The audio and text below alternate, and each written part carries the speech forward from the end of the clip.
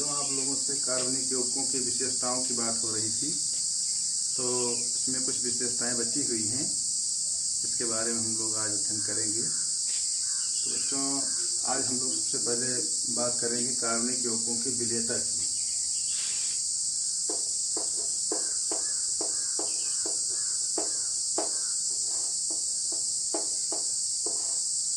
तो बच्चों, ये जो कार्बनिक यौगिक होते हैं, ये कार्बनिक विलायकों में विलेय होते हैं और अकार्बनिक विलायकों में अविलेय होते हैं।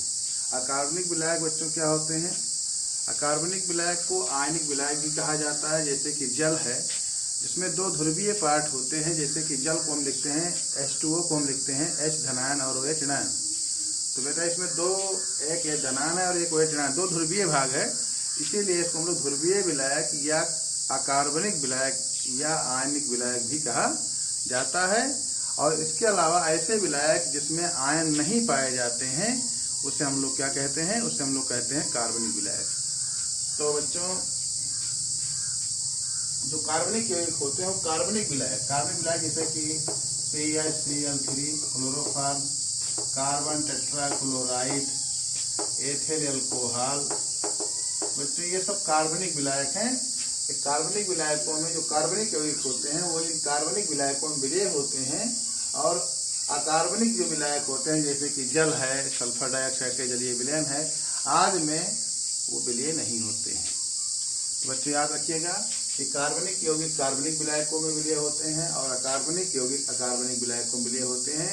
कुछ कार्बनिक यौगिक हैं जो अकार्बनिक विलायक में विलेय होते हैं, लेकिन उनके लिए अलग कंडीशन है, जिसकी बात हम लोग अगली कक्षाओं में करेंगे। तो बच्चों, ये बात थी विलेयता की कि कार्बनिक यौगिक कार्बनिक विलायकों में विलेय होते हैं और अकार्बनिक यौगिक अकार्बनिक विलायकों में विलेय होते हैं। इसके बाद बच्चों, बंधन प्रकृति है।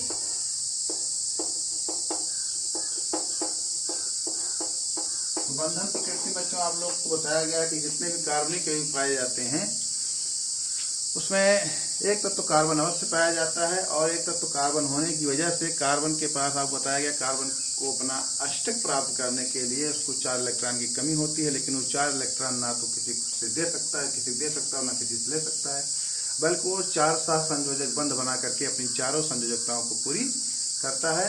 इसलिए बच्चों, जो कार्बनिक यौगिक होते हैं उसमें सहसंयोजक बंध पाया जाता है।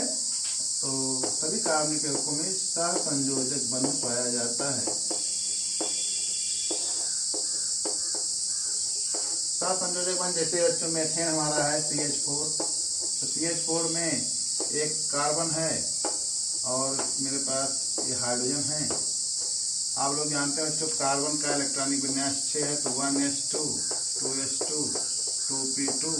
इसके बाहरी कोष में 4 इलेक्ट्रॉन हैं, 1 2 3 4। और हाइड्रोजन का परमाणु क्रमांक 1 है, इसका इलेक्ट्रॉनिक विन्यास 1s1, इसके बाहरी कोष में 1 इलेक्ट्रॉन है। तो सभी हाइड्रोजन के बाहरी कोष में 1 इलेक्ट्रॉन होगा। अब बच्चों, ये कार्बन अपना अष्टक प्राप्त करने के लिए सारे कार्बन से 1 इलेक्ट्रॉन का साझा करेगा और सहसंयोजक बंध बनाएगा। इसका बच्चों 2 इलेक्ट्रॉन इसके पास हो गए। पहले 1 था हाइड्रोजन का, 2 हो गया और ये अपने निकटतम अक्रिय गैस हीलियम की स्थायी संरचना प्राप्त कर लिया। इसी प्रकार बच्चों, ये हाइड्रोजन इसके कार्बन से सहसंयोजक बंध बनाएगा और ये भी अपने आकृति को पूरा कर लेगा। और ये बच्चों कार्बन हाइड्रोजन साथ बनाएगा, यहाँ भी इसने भी अपना स्थायित्व प्राप्त कर लिया। और बच्चों, इसी प्रकार से ये भी साझा करके 2 इलेक्ट्रॉन बाकी अपने निकटतम अक्रिय गैस हीलियम की संरचना प्राप्त कर लिया। बच्चों, भी एक बात हमने बोला था, अपने निकटतम अस्थायी गैस संरचना प्राप्त करना या अष्टक प्राप्त करना। तो बच्चों, हाइड्रोजन जो है वो अस्थायित्व तो अपने निकटतम अक्रिय गैस हीलियम का रूप प्राप्त करके कर लेता है, लेकिन ये आर्कटेट का पालन नहीं करता। आर्कटेट मतलब होता है बाहरी कक्षा में 8 इलेक्ट्रॉन का हो जाना। तो बच्चों, इसके बाहरी कक्षा में 8 इलेक्ट्रॉन नहीं बल्कि 2 इलेक्ट्रॉन हुए हैं, तो ये आर्कटेट का पालन नहीं करता। बाकी जो तत्व हैं अपने अष्टक का पालन करते हैं, लेकिन अपने अष्टक का पालन नहीं करता। लेकिन 2 इलेक्ट्रॉन होते ही अपने निकटतम अक्रिय गैस की अस्थायी संरचना प्राप्त कर लेता है और हर तत्व अपने निकटतम अक्रिय गैस की अस्थायी संरचना प्राप्त करना चाहता है। बच्चों, कार्बन का हो गया आपका, ये सारे कार्बन के भी हो गए। बच्चों, आपको बताया गया था कक्षा 9 में, अगर 1 इलेक्ट्रॉन का साझा होगा तो एकल बंध बनेगा, 2 इलेक्ट्रॉन का साझा होगा तो द्विक बंध बनेगा, 3 इलेक्ट्रॉन साझा होगा तो त्रिक बंध बनेगा। तो बच्चों यहाँ एक इलेक्ट्रॉन साझा हुआ, इसलिए इसका जो बॉन्डिंग स्ट्रक्चर होगा सिंगल बॉन्ड या सिंगल बॉन्ड या सिंगल बॉन्ड या सिंगल बॉन्ड। बच्चों ये आपका बॉन्डिंग स्ट्रक्चर हो गया, ये आपका लोई स्ट्रक्चर हो गया। तो बच्चों इस प्रकार से जितने भी कार्बनिक यौगिक होते हैं उसमें सब में सहसंयोजक बंध पाया जाता है। और सहसंयोजक बंधों बच्चों यहाँ पर देखिए एकल बंध हुआ है। जरूरी नहीं कि हर कार्बनिक यौगिक में हर जगह एकल बंध ही पाया जाए। एकल बंध हो सकता है या अधिक बंध हो सकता है या अतिरिक्त बंध हो सकता है या अधिक और त्रिक दोनों हो सकता है, सिंगल डबल दोनों हो सकता है या सिंगल ट्रिपल दोनों हो सकता है। बच्चों इस प्रकार के बंधों का यूज करके अपनी चारों वैलेंसी को पूरा कर सकता है।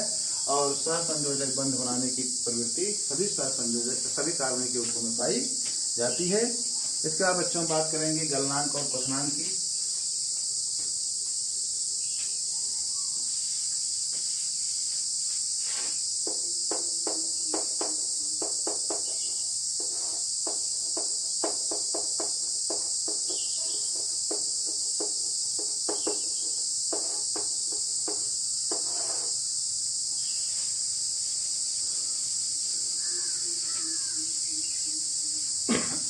बच्चों जितने भी सहसंयोजक यौगिक होते हैं उनके गलनांक और क्वथनांक अपेक्षाकृत अकार्बनिक यौगिकों की तुलना में इनके गलनांक और क्वथनांक कम होते हैं, क्योंकि इन यौगिकों में सहसंयोजक बंध पाए जाते हैं और सहसंयोजक बंध अपेक्षाकृत वैद्युत संयोजी बंधों से कमजोर होता है। आपको बताया गया बच्चों कक्षा 9 में कि जो अकार्बनिक यौगिक होते हैं उन अकार्बनिक यौगिकों में ज्यादातर जो है आणविक बंध, जिसे हम लोग क्या कहते हैं, आणविक बंध मतलब वैद्युत संयोजी बंध पाया जाता है।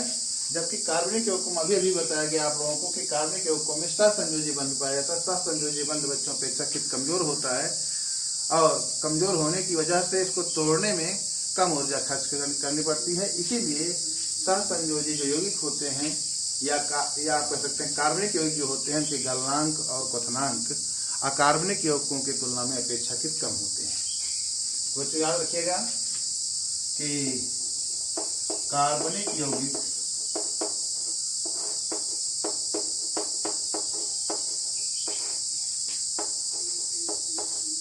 का बॉइलिंग पॉइंट क्वथनांक और मेल्टिंग पॉइंट गलनांक ये दोनों कम होता है लेस देन अकार्बनिक यौगिक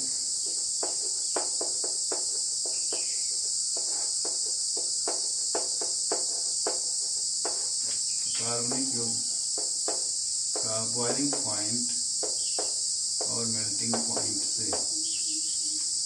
बच्चों ध्यान दीजिए, कार्बनिक यौगिकों का गलनांक बॉइलिंग पॉइंट मतलब क्वथनांक और मेल्टिंग पॉइंट मतलब गलनांक कम होता है लेस देन अकार्बनिक यौगिकों के बॉइलिंग पॉइंट क्वथनांक और मेल्टिंग पॉइंट गलनांक से। बच्चों याद रखिएगा। इसके बाद बच्चों करते संरचना की। तो बच्चों जो कार्बनिक यौगिक होते हैं इनकी संरचना अपेक्षाकृत जटिल होती है और जो अकार्बनिक यौगिक होते हैं इनकी संरचना अपेक्षाकृत सरल होती है। तो कार्बनिक यौगिकों की जो संरचनाएं होती है बच्चों जटिल होती हैं और इनके अणुभार उच्च होते हैं। कार्बनिक यौगिकों की संरचनाएं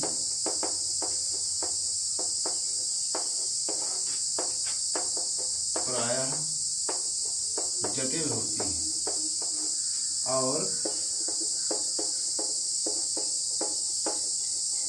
अणुभार उच्च होते हैं।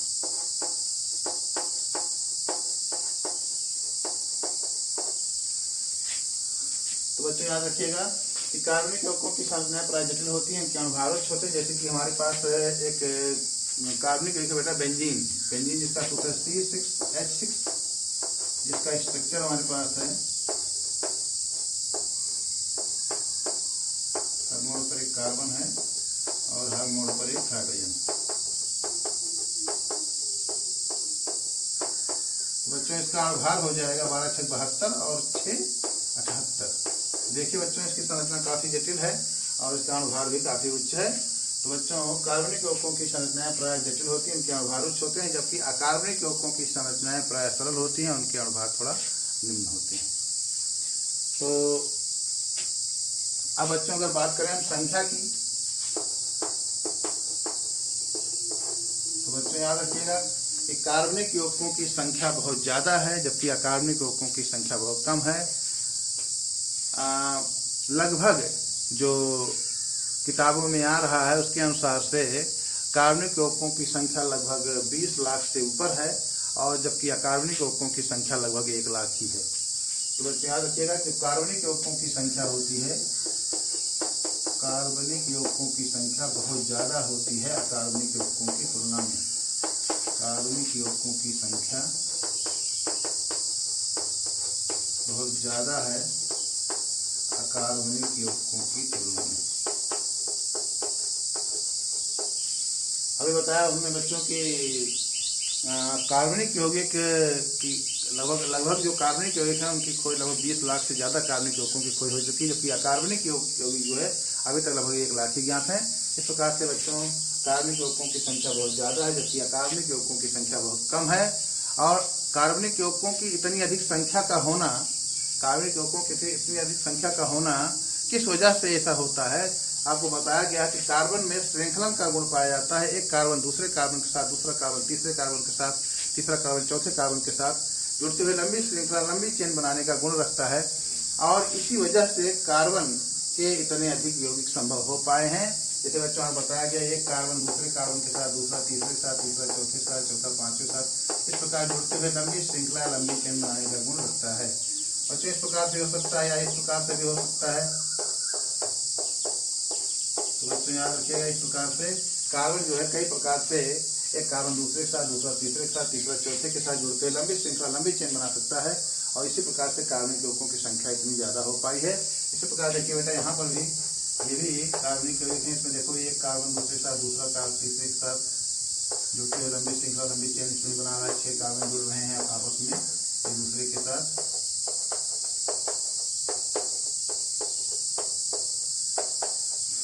तो बच्चों यही वजह है जिसकी वजह से इतने अधिक कार्बनिक यौगिकों की संख्या पाई जाती है। तो बच्चों ये था हमारे पास कार्बनिक यौगिकों की विशेषताओं में जो बचे हुए टॉपिक थे। अब इसके बाद हम लोग बात करते हैं बच्चों कार्बनिक यौगिकों की संरचना।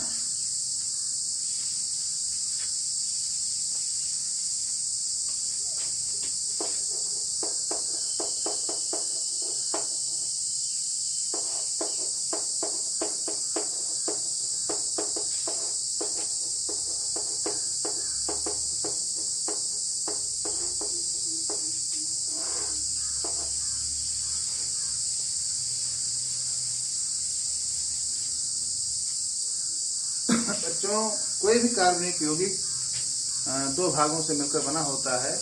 इसमें हम दोनों भागों को कह सकते हैं R और G। तो बच्चों इसमें जो R होता है एल्किल ग्रुप होता है, और G जो होता है क्रियात्मक ग्रुप समूह होता है, जिसे हम लोग फंक्शनल ग्रुप कहते हैं। तो कोई भी कार्बनिक यौगिक बच्चों 2 पार्ट से मिलकर बना होता है। 2 पार्ट मतलब एक पार्ट R वाला और एक पार्ट G वाला।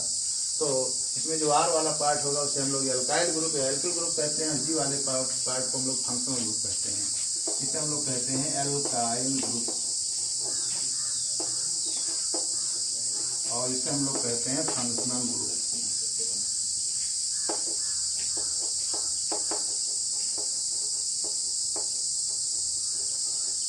तो बच्चों कोई भी कार्बनिक यौगिक 2 भागों से मिलकर बना होता है, R और G। तो बच्चों ये R कहाँ से प्राप्त होगा, एल्किल ग्रुप कहाँ से प्राप्त होंगे? एल्किल ग्रुप बच्चों R कहते हैं, और इसको हम व्यक्त करते हैं सिंगल बॉन्ड R से, इसे हम लोग कहते हैं एल्किल ग्रुप या एल्काइल ग्रुप। तो एल्किल ग्रुप बच्चों कहाँ से मिलते हैं? बच्चों एल्किल ग्रुप कोई भी हाइड्रोकार्बन हो, चाहे वो एल्केन हो, चाहे वो एल्कीन हो, चाहे एल्काइन हो, अगर उसमें से एक हाइड्रोजन हटा दिया जाए तो जो पार्ट शेष बचता है उसी को हम लोग एल्किल ग्रुप या एल्काइल ग्रुप कहते हैं। जैसे कि हमारे पास एल्केन है बच्चों, एल्केन का समान सूत्र होता है CnH2n+2, और इसमें बच्चों अनुलग्न होता है N। और बच्चों सभी जितने भी कार्बनिक यौगिक होते हैं सब में जो पूर्व लग्न होता है वो पूर्व लग्न सबका एक ही होता है, जिसे हम लोग कहते हैं प्रीफिक्स। और प्रीफिक्स होता है तो कार्बन 1 से होता है मेथ, कार्बन 2 से होता है H, कार्बन 3 से होता है प्रो, कार्बन 4 से होता है ब्यूट, कार्बन 5 से होता है पेंट, कार्बन 6 से होता है हेक्स, कार्बन 7 से होता है हेक्स, कार्बन 8 से होता है ऑक्ट, कार्बन 9 से होता है नोन, और कार्बन 10 से होता है डेक। बच्चों सभी कार्बनिक यौगिकों में ये प्रीफिक्स पाया जाएगा पूर्व लग्न, और पूर्व लग्न सबके लिए ही कार्बन 1 होगा तो मेथ होगा, 2 होगा तो एथ होगा, 3 रहेगा तो प्रोप जोड़ा जाएगा, 4 रहेगा तो ब्यूट जोड़ा जाएगा, 5 रहेगा तो पेन, 6 रहेगा तो हेक्स, 7 रहेगा तो हेप्ट, 8 रहेगा तो आर्क, 9 रहेगा तो नोन, और 10 रहेगा तो डेक। लेकिन बच्चों सभी कार्बनिक यौगिकों में पूर्व लग्न तो यही होंगे, लेकिन अनुलग्न सबका अलग अलग होगा, और अनुलग्न की जगह पर जो है सबके जितने भी ग्रुप होंगे सबका अलग अलग है। जैसे कि एल्किल, जैसे देखिए एल्केनों का जो अनुलग्न है वो एन होगा। अब बच्चों अगर इसी पर हम इसी सूत्र में हम लोग अगर n बराबर 1 2 3 रखते जाएं तो हमें एल्केन श्रेणी प्राप्त हो जाएगी। इसे हम 1 रखेंगे तो मिलेगा C1, 2 1 के 2 1 4 CH4, चाहे 1 लगाएं या ना लगाएं। अब बच्चों कार्बन 1 से क्या होता है मेथ, और पीछे क्या बढ़ेगा एन, तो ये इसका नाम हो जाएगा बच्चों मेथेन। इसी प्रकार बच्चों यहाँ 2 रखेंगे C2, 2 4 2 6, 2 होता है 1 और घन एन जुड़े बच्चों हो जाएगा एथेन। इसी प्रकार बच्चों 3 रखेंगे C3, H8 हो जाएगा इसका नाम प्रोपेन। बच्चों 4 रखेंगे C4, H10 का नाम हो जाएगा ब्यूटेन। बच्चों ये कहलाते हैं एल्केन, और इसे श्रेणी कहते हैं एल्केन श्रेणी। अगर बच्चों इसी एल्केनों में से अगर एक हाइड्रोजन कम कर दिया जाए, इसे हम लोग संतृप्त हाइड्रोकार्बन भी कहते हैं, क्योंकि इसमें जो कार्बन है इनकी वैलेंसियां एकल एकल बंधों से संतुष्ट होती हैं। अगर बच्चों इसी में से एक हाइड्रोजन कम कर दिया जाए, जैसे CH4 है तो CH4 का रूप ये स्ट्रक्चर हमारे पास है CH4। अगर एक हाइड्रोजन कम कर दिया जाए तो क्या बचेगा हमारे पास सिंगल बॉन्ड CH3 बचेगा, इसलिए हम लोग कहते हैं एल्किल ग्रुप। बच्चों ये पहले मेथेन था, अभी इसका नाम हो जाएगा एन की जगह पर, जहाँ पर एल्केन होगा एल्केन में एन जगह पर हम वहाँ लगा देंगे ये हो जाएगा मेथिल। बच्चों यहाँ से एक हटाएंगे ये हो जाएगा सिंगल बॉन्ड CH3, उसका नाम हो जाएगा मेथिल। और इसमें बच्चों एक हटाएंगे, इसी प्रकार बैलेंसिंग खुल जाएगी, हो जाएगा C2H5, इसका नाम हो जाएगा एथिल। पूरा बच्चों इसमें से एक हटाएंगे हो जाएगा C3H7 और ये हो जाएगा प्रोपिल। इसमें हटाएंगे C4H9 हो जाएगा, इसका नाम हो जाएगा ब्यूटिल। बच्चों ये कराते हैं एल्किल ग्रुप R। तो इस प्रकार से बच्चों कोई भी कार्बनिक यौगिक जो होगा वो 2 पार्टों से मिलकर बना होगा, R और G से। बच्चों ये R आपका हो गया मेथिल, एथिल, प्रोपिल, ब्यूटिल, इसी प्रकार से आगे पेंटिल, हेक्सिल हो जाएगा। और इसके बाद बच्चों हमारे पास बचता है G, जिसे हम लोग कहते हैं फंक्शनल ग्रुप। तो फंक्शनल ग्रुप देखिए बच्चों जिसे हम लोग क्रियात्मक समूह भी कहते हैं। क्या होता है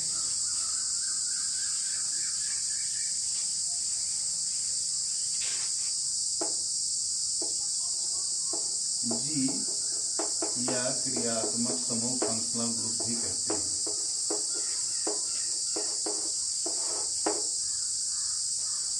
तो बच्चों जी या क्रियात्मक समूह क्या होता है, किसी कार्बनिक यौगिक में उपस्थित ऐसा समूह, किसी कार्बनिक यौगिक में उपस्थित ऐसा परमाणु या परमाणुओं का समूह जिसकी वजह से उस कार्बनिक यौगिकों की सभी विशेषताएं व्यक्त की जा सकती है, उसके रासायनिक गुणों को निर्धारित करता है। किसी कार्बनिक यौगिक में उपस्थित ऐसा परमाणु या परमाणुओं का समूह जो उस कार्बनिक यौगिक के रासायनिक गुणों को निर्धारित करता है, क्रियात्मक समूह कहलाता है। जैसे बच्चों हमने किया हमने C2H5OH। बच्चों ये हो गया आपका एल्काइल ग्रुप, ये हो गया आपका फंक्शनल ग्रुप। इसमें जो OH है यही जो है इस यौगिक के रासायनिक गुणों को निर्धारित करेगा, अर्थात इस यौगिक का जो फंक्शनल ग्रुप होगा वो यही होगा OH। इसे कहेंगे हम लोग फंक्शनल ग्रुप, क्रियात्मक समूह। और बच्चों जिस यौगिक में भी OH रहता है इसे हम लोग एल्कोहल कहते हैं, एल्कोहल। इसी प्रकार CH3OH, तो इसमें देखिए एल्काइल ग्रुप है, ये आपका फंक्शनल ग्रुप है। यही ग्रुप जो है इस कार्बनिक यौगिक के रासायनिक गुणों को निर्धारित करेगा, अर्थात इसे हम लोग क्या कहेंगे, इसे हम लोग कहेंगे क्रियात्मक समूह, फंक्शनल ग्रुप। और बच्चों इसमें भी होता है कि जिसमें OH होगा एल्कोहल कहलाएगा, तो ये भी एल्कोहल श्रेणी का सदस्य है। इसी प्रकार बच्चों अगर हम लिख दें CH3 सिंगल बॉन्ड CH2, बच्चों यहाँ पे एल्काइल ग्रुप हो गया, ये फंक्शनल ग्रुप हो गया। यहाँ पर ये जो फंक्शनल ग्रुप है आपका जी, ये जहाँ पर होगा इसे हम लोग कहते हैं एल्डिहाइड। ये एल्डिहाइड। बच्चों इसी प्रकार से बहुत सारे कार्बनिक यौगिक हैं, इसमें सबका फंक्शनल ग्रुप क्रियात्मक समूह अलग अलग होगा। तो बच्चों आप लोग समझ गए हैं, कोई भी कार्बनिक यौगिक दो भागों से मिलकर बना होगा। एक पहला भाग कहलाएगा एल्काइल ग्रुप और दूसरा भाग कहलाएगा क्रियात्मक समूह। तो बच्चों आप लोग समझ गए एल्किल ग्रुप कैसे बनेगा। एल्किल ग्रुप बनाने के लिए आपके पास जो हाइड्रोकार्बन हो, चाहे एल्केन हो, चाहे एल्कीन हो, चाहे एल्काइन हो, उसमें से एक हाइड्रोजन कम कर देंगे, तो जो पार्ट हमारा बचेगा उसे हम लोग कहेंगे एल्किल ग्रुप। और क्रियात्मक समूह बच्चों जो होता है वो सभी यौगिकों का अलग अलग होता है। प्रकृति में बहुत सारे यौगिक पाए जाते हैं, अल्कोहल है, एल्डिहाइड है, कीटोन है, मोनोकार्बोक्सिलिक अम्ल है। तो सबका क्रियात्मक समूह फंक्शनल ग्रुप अलग अलग पाया जाता है। बच्चों आज के लिए इतना ही, फिर अगले वीडियो में